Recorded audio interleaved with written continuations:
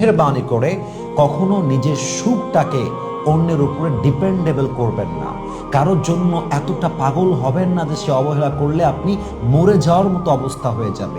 আপনি দেখেন আজকে অনেক ছেলেরা আত্মহত্যা করে মারা যাচ্ছে।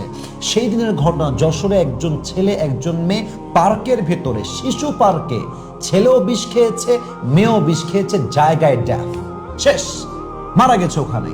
এটা কোনো লাইফ হইল? এটা কি তোমার আল্লাহ তোমাকে এই জন্য আল্লাহ দুনিয়াতে পাঠাইছিল? আল্লাহ তোমাকে পাঠাইছিল ওমা খলাকতুল জিন্না ওয়াল ইনসা ইল্লা লিয়াবুদুন। We have created the mankind and the jinnkind just to worship me. আল্লাহ বলছেন আমি সৃষ্টি করেছি আমার ইবাদতের জন্য। আর মানুষ কারো অবহেলা পেলে বিষ খেয়ে ফেলে, একে অপরকে না পেলে বিষ খেয়ে ফেলে। What's the hell? Doesn't make any sense. এটা কোনো লজিক হতে পারে? এই জন্য প্রিয় ভাইয়েরা আমার, আমাদের ভালোবাসার জায়গা, আমাদের আবেগের জায়গা আল্লাহ। আমাদের ভালোবাসার জায়গা হচ্ছে আমাদের প্রিয় নবী মুহাম্মদুর রাসূলুল্লাহ সাল্লাল্লাহু আলাইহি ওয়াসাল্লাম। এই জন্য যারা আপনাকে অবহেলা করে এদের কাছে ভিড়বেন না, এদের থেকে যত দূরে থাকা যায় তত দূরে থাকবেন। আপনার জীবনে সুখ দান করবে একজন, বলেন সবাই তিনি কে? আল্লাহ আমাদের সবাইকে কথাগুলো মানা বোঝা এবং আমল করার তৌফিক দান করুন, সবাই আমিন।